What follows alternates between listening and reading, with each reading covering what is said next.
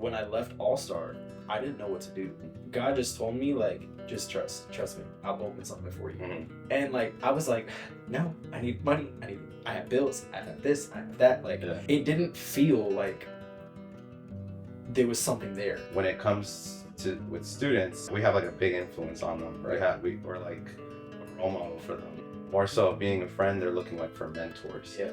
And we have the opportunity to like plant those seeds to the next generation.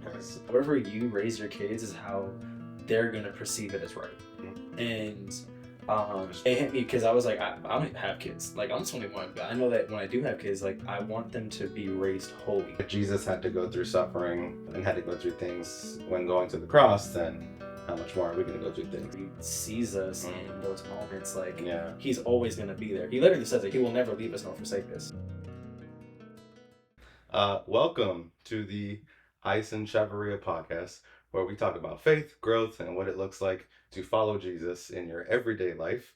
I have a special guest with me. He is no stranger to the podcast family. He actually has a podcast of his own, which I'm sure he will share in a couple of minutes. He is a joy to be around. He has a cheerful spirit.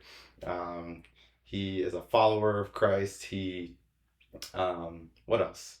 He looks like Brandyn Lake with long hair. That's hilarious. He's just a chill guy, good stud. So I will introduce you, Brandyn Feliciano. What's going on, guys? It's good to be here, man. And this space, I feel like I've never been here before. Yeah. Just kidding, this is my room. Yeah, this is his room. We decided to shoot this episode in his room, and thank you for sharing the space. Of course, man. Hey, what the Lord provides, what we'll use. You know? Amen, amen. So this whole point of this episode is to talk about you, talk about your testimony, and really this podcast is to really dive into people's stories on how like they found God. I'm smiling. This is exciting. And so I wanted to dive into your story because honestly, I think your story is really unique because for you, well, first I'll say with me, I know the reason why I came to faith was because I had a family member, my mom, she was the first one that got saved. Yeah. And that's kind of what encouraged me to get to know God. And I know with you, you're like the only person in your family that is like, like a follower of Christ, actually wants to walk in with Jesus. And so I thought your story was pretty inspiring, and I would love to dive in to how that came about. Yeah. But first, I do want to go through an icebreaker question, okay? Yeah. Right. And this is for all the people. I don't know, we might hurt some toes on this, but okay. Do pineapples belong on pizza? I want you to answer that first. Me? Yeah, okay. That first real quick. I want to see what you got. Okay, honestly, I've never tried. Uh-huh. I've never tried pineapple on pizza. Okay. But honestly, I just don't think fruit and sauce go together. Like, I don't know. This is weird. I don't know. That's just me. Yeah. That's just me. Okay. What do you say? See, I think it depends on who's making the pizza. So, I used to work at a pizza place, and we would get Hawaiian pizza. So like we would have to, sell it. I would eat it myself, and I'm always like, at first I was like, no, pineapple does not belong on pizza whatsoever. But then it gave like a sweetness to the pizza. It's almost like, I guess another question is like, would you put ranch on pizza? It's like, me personally, no, I don't like ranch. What? Yeah, no. Yo, that's crazy. I can't do it. I don't like ranch. Wait, actually, you don't put ranch on pizza? Man. Pineapple though, yes. I think that pineapple, don't hate me, but I think that pineapple belongs on pizza. No, I'm the opposite. Like, I just put so much ranch on pizza. That's crazy. I love ranch. It's funny, one time Yeah. I had pizza, a couple times. I've gotten a bottle of ranch, put a whole bunch of ranch on the side, and I just dipped my pizza, like, and everything, like, you couldn't really see, like, the pizza. It was just ranch. So good. Right? Yeah. You gotta try it. I'm gonna pray for your taste buds, Transitioning to your story, because I want you to share. Yeah. You could share for however long you want. Yeah. Okay. Don't feel like you have like a time limit. Yeah. Share for however long you want. Although this episode is an hour long. I'd love to hear about your faith journey. So talk to me about how that was like. Did you grow up in the church? How did you find Jesus? Yeah. Did you have something crazy happen in your life, or you just encountered God and then now you're a Christian, or like, what's your story? Like your testimony? I think the number one was back in eighth grade. That's kind of where everything started. I had a friend who I'm not gonna name, but I had a friend at the time who was dating one of my other friends, and her and him invited me to Christ Fellowship for the first time at Royal Palm. So I never knew about Christ Fellowship. I never knew anything really, but I just kind of wanted to hang out. I didn't really think anything of like, oh, it's church. You know what I'm saying? I was just Yeah. like, let me just go hang out with them. I didn't really know much about it. So I went in for the first time. I did this is 2018. And then it was pretty cool. I went there one time and I was like, all right. So they invited me back. And it's not like I felt anything, but it was just like I felt a little bit of a connect and I enjoyed it because it was fun, it was exciting, it was new. So I was like, okay. But then like fast forward into another night, it was a group of guys at one table. It was me, my friend at the time, and then a bunch of other like random people. And then his girlfriend at the time was sitting with her friends. So it was like kind of like a men's group and then a women's group and then everything else, right? Mhm. So I don't remember exactly what happened that night, but I just remember I guess this was the seed that was planted. The pastor at the time, he was praying and he said, those who feel led to stand up at your table and you want to give your life to Christ, and you want to, experience God in a different way, stand up. Imagine we had all of our eyes closed, like our eyes were not open, anything. So it was like nerve wracking because I was like, what if I'm the only one at, like, I'm debating, should I do it? Should I not do it? Mhm. And I was like, you know what? Sure. So I stood up, opened my eyes, kind of found out I was the only one standing up. So I almost sat down and I was like, I don't know. I don't know if I should do it. How old were you? 13? Yeah, I think I was 13. So, Okay. oh my gosh, yeah, that's a long time. Jeez. Really? Yeah. Um, I thought it was just recently you came to Christ, like a couple years ago. no, no. Well, here's what I'll say. So after that night, well, in that moment we prayed, and then the night ended and stuff like that. Fast forward to 2019 in December. So 2019 in December was when I actually felt the love of Christ. And what I'll say is, I just remember sitting on the couch that day, and I was kind of just scrolling on TikTok. And I was like, okay, just kind of like my normal day. And then the first video was like, hey, Jesus loves you, this, and that. And I was like, okay. I didn't think anything of it. So I was like, cool, whatever. I kept on scrolling, but it kept on happening. And all I just saw and heard was Jesus loves you. Jesus knows who you are. Like Christian content. Yeah, it was just like out of nowhere. Like I was just literally just watching whatever. Out of nowhere it happened, and I was like, cool. But then it kept on happening, and I felt this overwhelming feeling of like chills running down my body.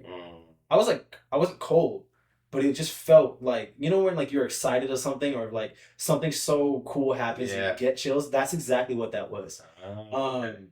And yeah, and it just got really emotional for me, and I was like, I don't know who you are, but I feel love for you, and I'm feeling your love for me. So it was definitely a life-changing moment, and that's something that I'll forever share because, yeah, it was just one out of nowhere, but I feel like that's how God works. Like God does things out of nowhere where you don't expect it, but it's always going to be something good. And even if it doesn't feel like it's good, and we'll talk about that in like a different area, but even if something is not always good, it's something that isn't his will. So like in that moment I felt that it was good because obviously this is a new life changing moment where I get to experience God a different way. you know but yeah, that's kind of like how it all started back in 2018 with the seed planted, and then fast forward to 2019 is when like I started to learn more about Christ. So, okay, wow, that's interesting. So talk to me though about your upbringing. Like, what was it like growing up as a child? Yeah, definitely different. So, I have a very blessed family. Um, I'm very thankful for how my family like helped me grow and helped my brother grow and everything. But I never grew up in church. I never grew up like religious, or I never grew up knowing who God was. Like I knew that the title God, but I also knew that there was like Greek gods and mythological stuff like that. So I was like, okay, yeah, right. So and like Zeus and stuff. So I was like, okay, cool. Like there's probably something out there, but like I never really stepped into that, you know. So I remember having a conversation with my mom. She told me one day, she was like, I never wanted to force you into like religion because she grew up Catholic. So she didn't want to like put any force on me, which I just didn't, you know, I just didn't grow up going to church. I didn't grow up doing any of that. So yeah, I mean, I lived a cool life. You know what I'm saying? I just watched Disney, watched Dora the Explorer, Doodle Bops. You know, I don't know if you guys know who Doodle Bops is, but if you do, you're rolling. Wait, I don't even know what that is. Doodle Bops? Yeah, Oh what is my that? gosh. So Doodle Bops is a little show. I think it's like a blue, pink, and an orange guy. Wait, I think blue guy, pink girl, orange dude. I think I might know what you're talking about. Pink girl, orange dude.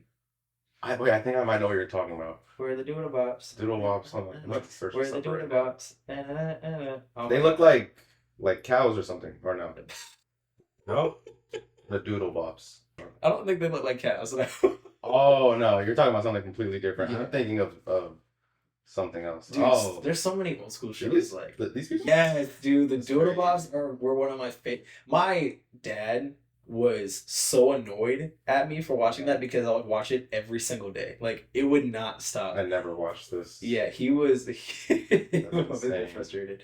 But no, yeah, Doodle Bops is like a great show. But anyway, yeah, I never grew up in church. I never grew up like learning about God. I just kind of grew up in like a good kid, just going to preschool and elementary and summer camp and stuff like that. Which, yeah, I mean that's kind of how I grew up. So fast forward, you said to 8th grade, and then from 8th grade, 2018, you said, right? When you had like your radical encounter with the Lord. Similarly for me, it was kind of the same thing. It wasn't. I ended up following Jesus at the age of 15, which was like around my freshman year of high school, and it wasn't until like I was 18 years old is when I actually like surrendered, or like actually felt the presence of God for the very first time. Yeah. So it's funny how like a lot of the times when we get older as adults, we really start to experience more of life. Oh yeah. Especially in our young adult life, right? And so I think it's interesting how at that age for me, and even like for you, you really felt the need to find that void to be filled. Yeah. So I think it's interesting. I wanted to talk about not the Doodle Bops. Was there a season where your faith was tested? Oh my gosh. Yeah, dude. I can name some pretty wild examples, but I think the one thing that was recent, which I know you know about, is when I had to leave my job. And that was a big test for my faith because so much happened in that season. Like I almost just like gave up. So tell them what you did. Yeah, so pretty much I was a Taekwondo instructor. I did Taekwondo for 7.5 years, so I got to my 3rd degree black belt. In that time, I think it was in my 5th year that my instructor offered me a job. Now, mind you, a little bit before that, like I said before, I worked at a pizza place. So that is where I had my first job. Place is great, by the way. But yeah, and then in the middle of that, I kind of just quit on my old boss to go to this new one. So yeah, it wasn't really the greatest idea because I gave him 3 weeks instead of 2 weeks because I was like, you know, just kind of out of nowhere.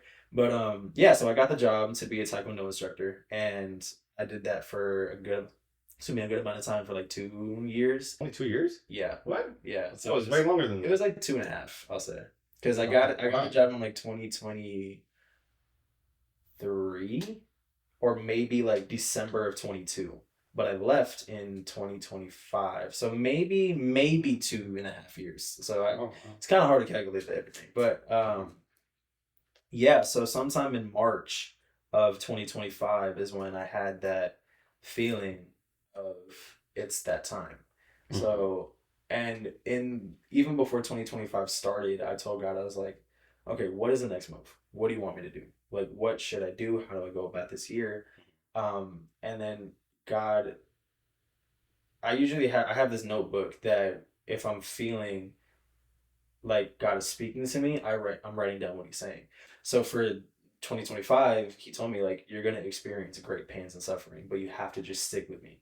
So and this was in January or February, so I was like, okay, scary but cool.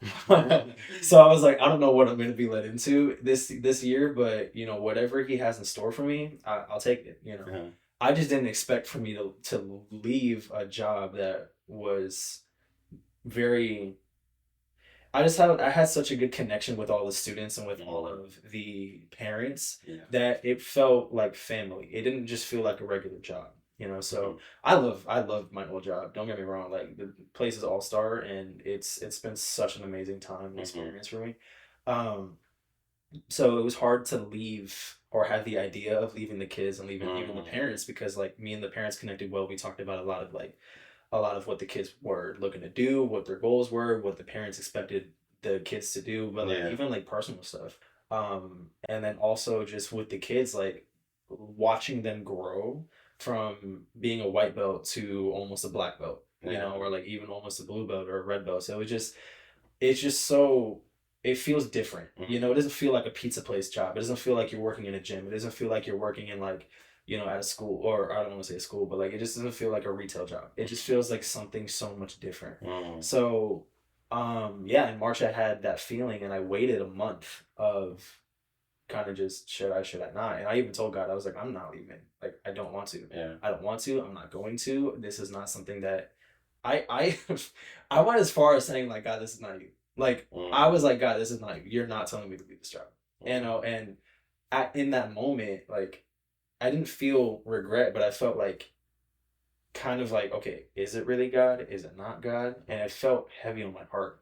So in that season, things just kept getting harder at my job, like harder and harder and harder. Like, I felt kind of over pushed in a way because I was working 12 to 8 almost every day, but for 3 hours, 2.5 hours, I was kind of doing like all of the cleaning, and then I had to prep the class, and you know, it wasn't like I had an overwhelming amount of stuff. Like they did help me. I'm not just gonna like you know, yeah, I kept on getting a little more frustrated. Things were just like kind of getting out of order and out of line, and I wasn't really being involved in a few things, I guess I could say. So I just felt like it was my time, you know. So then in April, it was very heavy because that's when I put in the 2 weeks. So I think I put in the 2 weeks somewhere in the beginning of April, and then I left on April 18th. So today, a year ago? What's today? What? Today's April 18th. Today is April 18th. Yo, yeah, that's crazy. Wow, that so just oh my gosh, it's been an exact year today. That's wild. Wow. Yeah. So a year ago today is when I had my last day. It was Friday, and throughout that week, it was so emotional, and I tried not to cry, but seeing kids cry makes me cry. So it was just a very emotional day. I'll never forget this one kid. His name was Levi. He broke down the heart. Oh. I feel so bad for him because like I loved him, he loved me, and his parents. And if you guys are watching this, like I love you guys. But yeah, it was a very emotional moment. It was a Wednesday, and we had what's called what was the class called again? I kind of forgot. What? I forgot what the class was called, but it was pretty much like instructors in training. Right? Okay.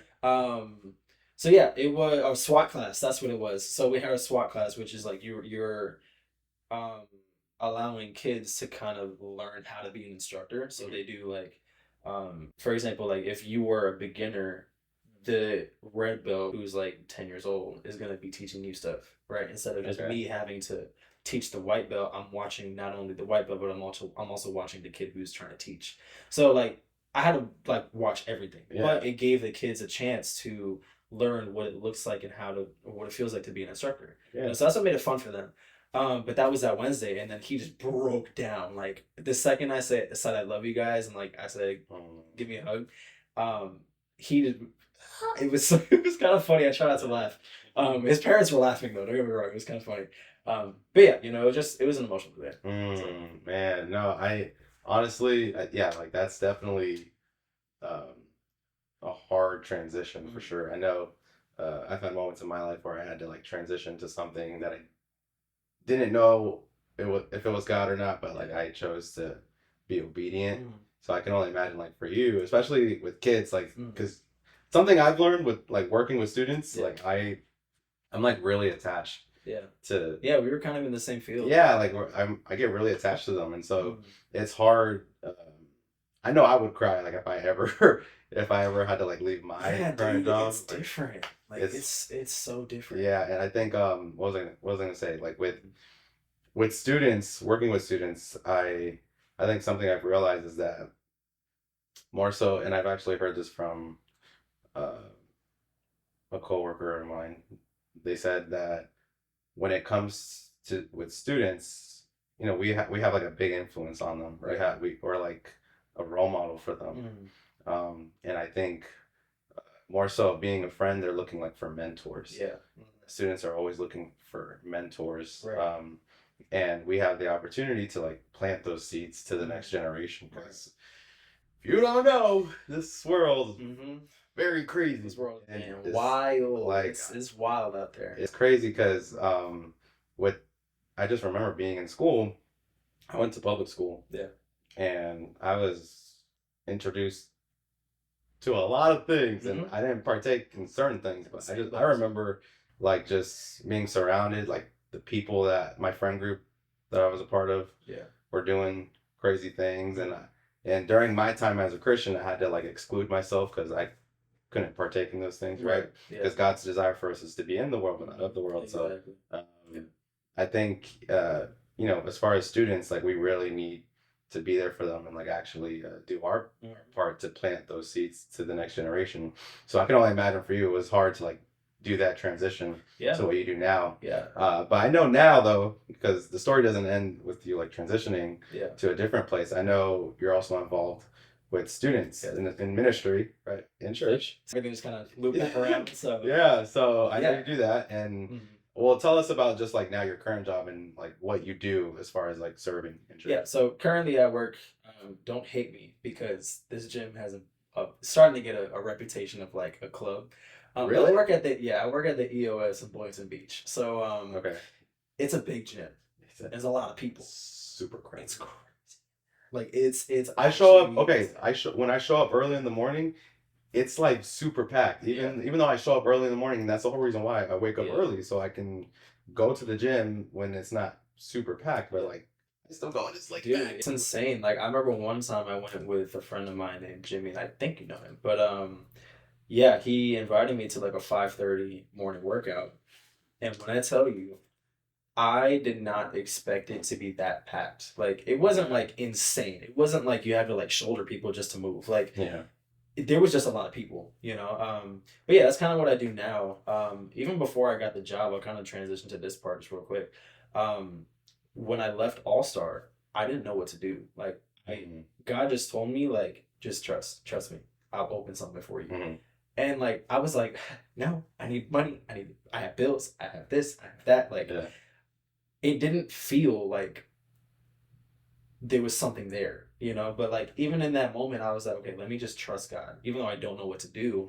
But everything, it was just so much going on in that season. Like again, I had no plan. God didn't reveal anything to me at that moment, so I was jobless for a month.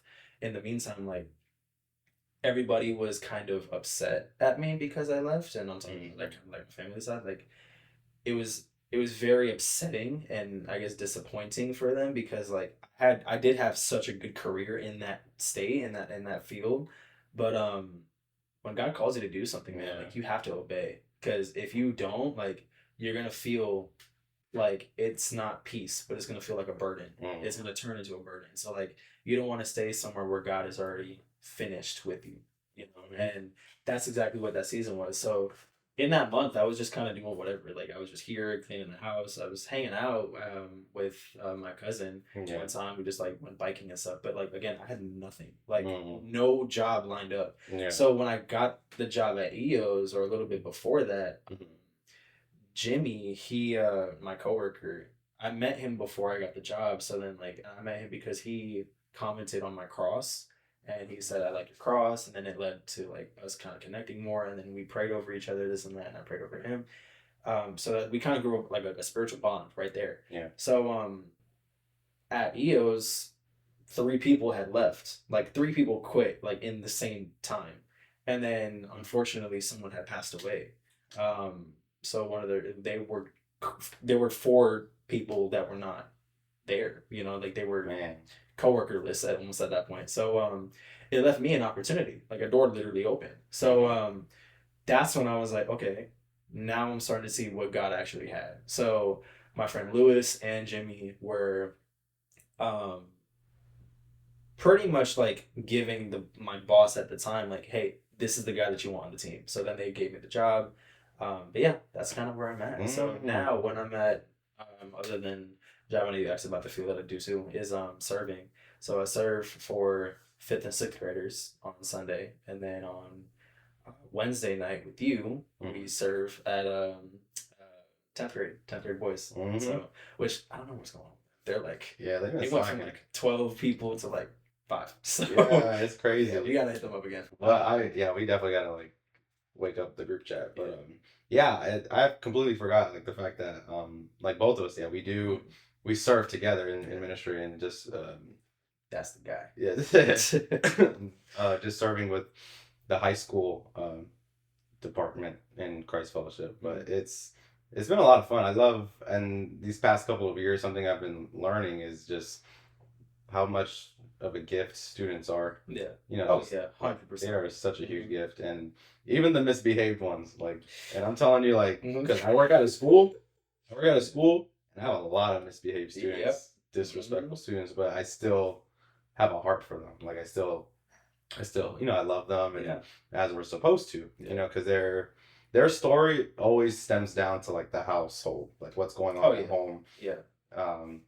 And that's kind of how it was for me. Like growing up, there were moments where I had to, or that I was being a bad kid, and it stemmed from my household, like what was going on with me at home. Yeah. So it's a gift working with students, serving with students, and at church I know every Wednesday, like we're always there, and like you said before, we had like a group of 10th graders, and then they've been slacking on. It's just because like now that they're getting older, they have jobs. Yeah. So it's like I've heard that 3 of our students have jobs, so it's harder for them to come. One doesn't even have like a car to even get here. Like they don't have any transportation over here. So but I will say like, because I want to talk about the fact that there is like a hunger of the Lord for these kids. Yeah. So like even if they don't have a car, a lot of the times they'll literally just Uber to church. They still show up. It's crazy like how they can like how committed they are. I know just a couple that just take a lift to church, and I'm like, man, like I was not doing that when I was in high school. Some of them they get their friends to come, like to come pick them up and drop them off. Like it's such a blessing, dude. Like there's just something happening with this generation. I think students, like I said, they're such a huge gift, and like there's just a zeal that's happening. Yeah, I know that as the days are getting crazier, the Lord's Spirit is being poured out, and it's being poured out to kids. It's being poured out to students because at the same time, the devil prowls like a roaring lion. He comes in trying to steal everything that God's trying to do, and the devil is trying to get kids. The devil is trying to use the influence of the world to get to the younger generation first. But we're called to get to the younger generation first. We're called to speak to the kids, which I said it a couple of days ago. Like, I feel like, I don't want to compare, but I feel like working in youth ministry is arguably harder than working with adults, because... Oh, it is. I mean, I feel like many would agree. There are probably some people that disagree because some people think that adults still act like kids. But, it's kind of like, it's difficult, because they're so influenced by the public. Some kids, what they see in the household is how they're going to see what is right. I watched a video of this guy saying, like, literally saying that, like, however you raise your kids is how they're going to perceive it as right. And that's true. It hit me because I was like, I don't have kids. Like, I'm 21, but I know that when I do have kids, like, I want them to be raised holy. Yes. I don't want them to just be raised good. I want them to be raised holy. I want them to be raised set apart. I I want them to be raised as leaders instead of followers. I want them to be raised as a vessel for the kingdom instead of a vessel with influence.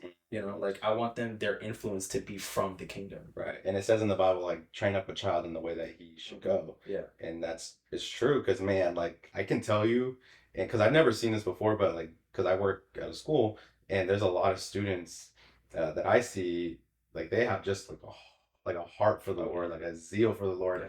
And it's because of the way that they're raised. Like, their parents are raising them in the Christian faith, like bringing them to church, getting them planted, and that plays a big part in a child's development. And like for me, I didn't necessarily have that growing up. Thankfully, I found God later on in life, but now as I get older, when I have kids, I'm definitely going to raise them in the way that they should go, like raising them with the church, planting them, and like putting them in great community. And so I think, a child's development is very important, and God plays a big part in their story. So yeah. I look at these pictures over here, and these are my sisters, and I have a picture of me and Jevin right there.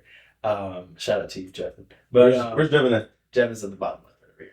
I don't know if the camera's like picking it up, but like I look at this and I have my sisters right over there, and just like I'm praying that they are influenced by Christ, and I like this. They're just on my prayer board because like I don't just have a brother. I have middle older sister that she is obviously grown. She's in high school, so high school, we know how high school is. High school is very different from like elementary school and middle school. There's a lot more influence in there. But then I have my sister Patriot, who got her name because my actual dad is a Patriots fan. So wait, really? Yes. So her name's Patriot Rain. Patriot Rain. Yeah. I love them to death. I love them so much. But so I'm praying that they're just gonna be grown up in Christ, which my real dad, if you're watching this as well, I love you. And I know we haven't talked in a minute, but thank you for raising my sisters to be women of God, even though they're still young. Please plant that seed in their hearts, because I know, again, like I said, we don't talk enough, but I do pray for y'all a lot. So, sorry, I had to throw that message in there. No, that's good. No, we need it. No, they definitely need that. I love it. All right, so I want to go to the next question. What is So talk to me now as you're a believer. What does it look like walking with Christ in your everyday life? I'd be lying if I say it's perfect. Which I know that we are called to look like the one who is perfect. We're called to look like Jesus every single day. I always say, like, and you hear me say this all the time, like, we're called to be the reflection of Christ. And I've been learning more that since we are vessels of Christ, we have to self-reflect on what we're bringing in our vessel. And whatever we bring to our vessel is how people are going to perceive us and how we're going to deliver the message, the gospel, So it's hard. I mean, it's definitely difficult. There's times where I judge. There's times where I judge myself too hard. There's times where, I am, I guess sometimes on the fence about my faith. And I'm saying this because there's not enough vulnerability from Christians. There's not enough vulnerability on podcasts, for example, from, like followers, because the reality is, like, we have struggles. Like Peter had an anger issue. Thomas doubts, that's his literal title is Doubting Thomas. So it's like we'd be lying to say if it's going so good, like it's going great. Don't get me wrong. Like, I have peace, I have the joy of the Lord, but at the same time, like, I have struggles. Like it's just there. I think I've grown a lot, and I've seen your growth as well. Because I mean, we've known each other for 3 years, 4 years now. So I think I've known you since 2022, 23. 2023? I think it was 2023. 2023. But I've actually known about this guy since before I met him, because he popped up on my TikTok one day after I came to Christ. I actually still have that video saved in my phone. That's crazy. I never knew that. I don't want to delete that. So I think that video popped up in like 2021. Yeah. So like 5 years ago. Yeah. So that's gonna be forever saved in my memory. So no, I want to talk about just a little bit what you said yeah. because I think it's true. Yeah, like our life is not perfect because now that we have Christ, doesn't mean that everything's gonna be all right rainbows and peaches. Right? And we're gonna go through things. And I remember someone said this before. If Jesus had to go through suffering and had to go through things when going to the cross, then how much more are we gonna go through things? Right. Which brings me comfort knowing that like Jesus understands our pain. Oh yeah. He understands and he sympathizes with that. Yeah. But there's victory at the end, and so that's something I'm hopeful for. Yeah. It also reminds me of Peter, how he knew that he saw Jesus walking on water. Yeah. But even still, he got caught up in everything else. He got caught up in the storm, and he fell. Like he literally was walking on water with Jesus, fell, and then Jesus had to grab him out of the water. So it goes to show like Jesus is, whenever he sees us in those moments, like he's always going to be there. He literally says that he will never leave us nor forsake us. Yeah. So I think it's important to realize, like, even in the middle of the storm, God is still good and he's still always there. There's times in my life where I've doubted that a lot. Like, again, going back to that story where I was jobless, I was like, God, like, are you really there? Like I was hearing so many like when the voices are there and it's just like the enemy's voice, you're not good enough, voice, you need to do this now, and you're a disappointment, this isn't that. It was just so hard, dude, and I felt like I was drowning, and that's when like God opened that door. He literally picked me out of the water and he just said, here. I was like, so what would you say to someone who is struggling in their faith right now? That's a good question. There is always peace in the middle of the storm because he is our peace. God is a God who sees you. He knows every hair that is on your head. And if he can take care of the sparrows and the lilies, he can definitely take care of you. I mean, he is Jehovah Shalom. Again, he's our peace. He is someone that again, he will never leave us nor forsake us. And if you are struggling with whatever temptation, whatever, if you were worried about the future, if you're worried about what's currently going on with like job, relationship, family, like even personal things, mental health, whatever it looks like it all goes back. And I can't just say go back to the word, because anybody can go back to the word, but it's like, where is your personal relationship with Christ? Are you seeking guidance? Are you seeking mentorship? Are you seeking godly counsel? And it's something that a lot of, even myself, kind of struggle to go to. I have a reputation of not answering text messages. So you got better at it though. I have. It's just still in the process. And the reason why is because like I feel like anytime I'm going through something, I feel like I just need it to be me and God, which is not wrong. It's not bad, but at the same time, it's like, okay, this is good, but physically I need someone there. And I'm not saying like I need another crutch or I need something other than God, but it's like we are not supposed to be doing this alone. So if you are doing this alone, or if you feel like it's lonely, like seek counsel. And the one thing that I would tell you to do, if there is someone out there that's watching this, like, don't just wait for someone to come to you. You have to step out. You have to be that person to go out and find it, because God will open doors, but faith without works is dead. You have to take the initiative to go out. You have to take that step to go out and find people to go to, because people are just not going to knock on your door and say, hey, I'm not gonna say no, but like, it's very rare to see someone knocking on your door that's entirely random and saying, hey, God put me on your heart. Like, I'm so glad you said that, because I don't know if it's not going to relate so much to this, but when you said like faith without works is dead, I remember for the longest time I was praying for God to bless me with like Christ-like friends, because I didn't really have that. And I remember hearing about like Christ Fellowship and never going. Christ Fellowship is a church we go to. And so yes, sir. I remember taking a big leap of faith, like stepping into a whole new church without knowing anyone. And that was like my way of showing God my faith. Like, okay, God, I have no idea. I'm praying over something. I've been praying to you about something. And I don't know what it's going to look like, but I'm going to choose to do it because I want to walk out my faith, right? I want to like practice what I'm preaching. And as soon as I stepped into Christ Fellowship, I ended up being surrounded by so many good people, built community, have friends. That's how we met, right? So like it just goes down to what you say. Like sometimes when we pray, God is waiting for us to like take the next step. Right? Because sometimes he wants to partner with us in our prayer. He doesn't always just do the work himself. Like he'll allow us to partner with him.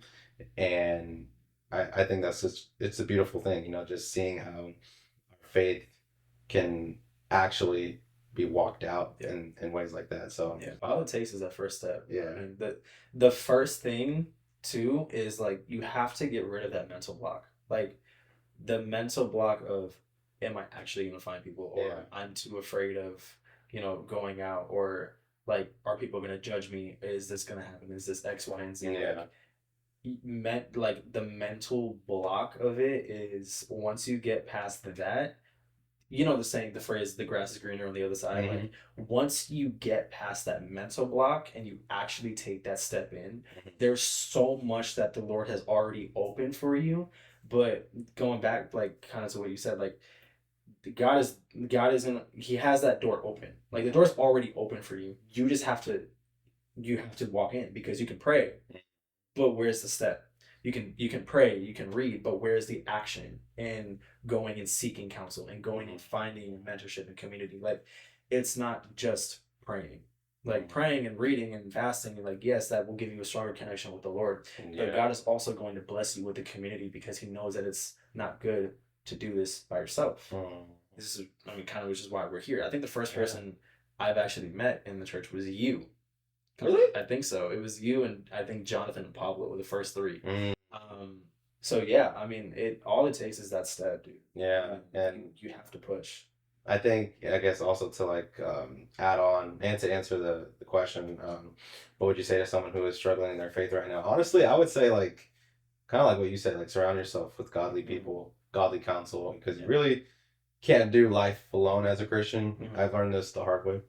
Like just not allowing yourself to be vulnerable with people. I think like God is all about vulnerability and being around people, and the Bible says, as iron sharpens iron, a friend sharpens a friend, right? So I think if you're struggling in your faith right now, definitely be surrounded by a community, and then also really find that time with God, because I think something I've learned is when you have your personal time with the Lord and you're actually like crying out to him, and I'm talking like snot coming down, crying, like when you're intimate with the Lord, like, man, like it's different.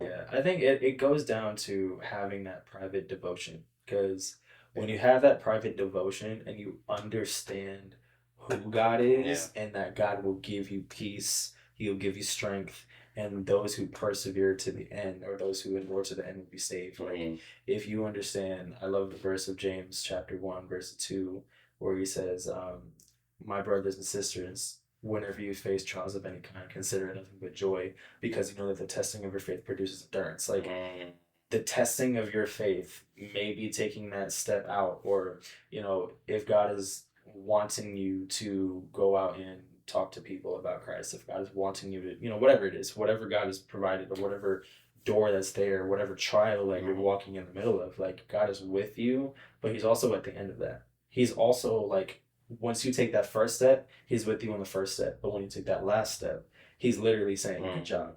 Like, well done. This is what I want you to do. Now you get to see what I have in store. You know what I'm saying? So it's just, again, it all just goes back down to having that private devotion of understanding who God is and taking that first step into action. Because that's what faith is. Like, faith takes and requires action.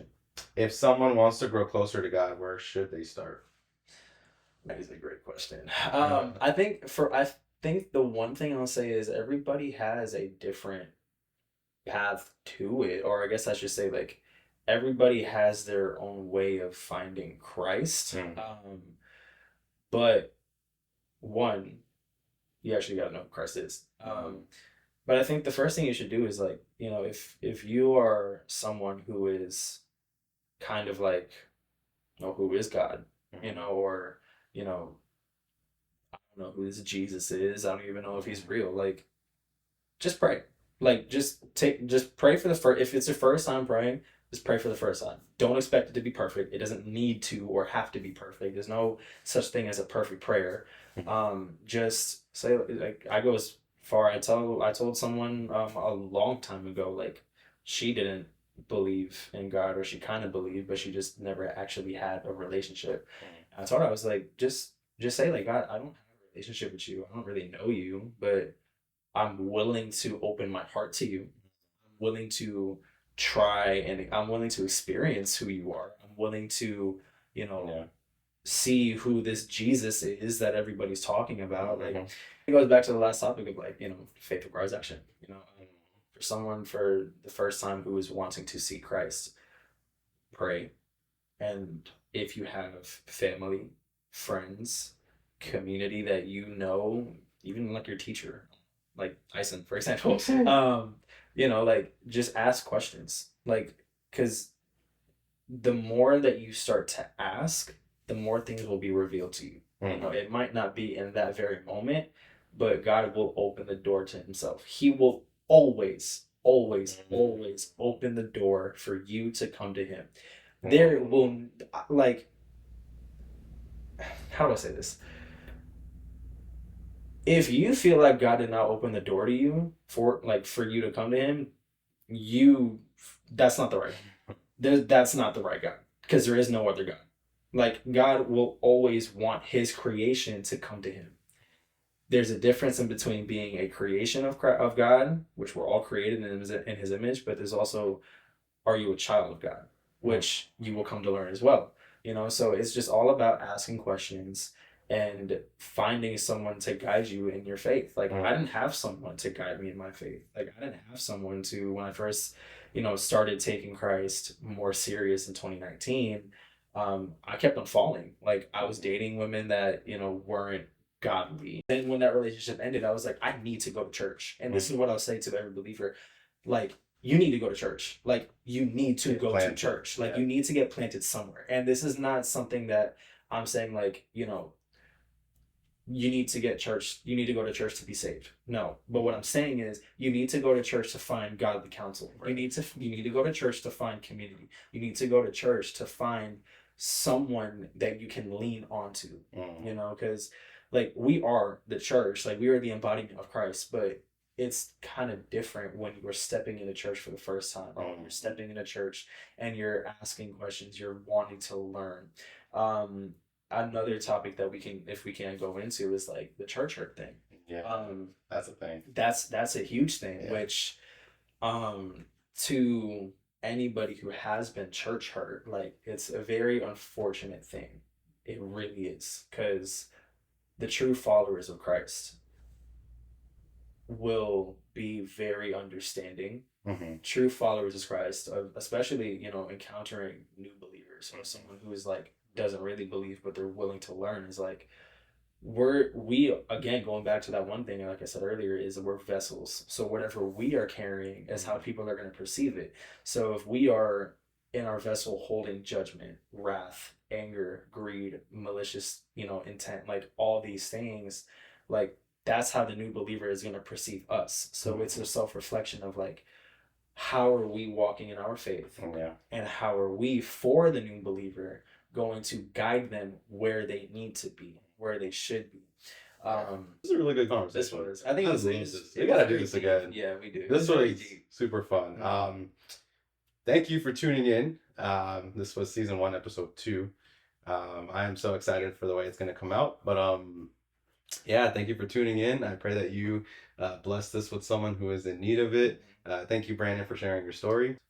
Thank you for coming here. Thank you for this, because this is fun. This is a lot of fun. We got to do this again. But we will come back next time for episode 3 with my next guest. But we'll see you soon. All right. Adios. See ya. Yeah.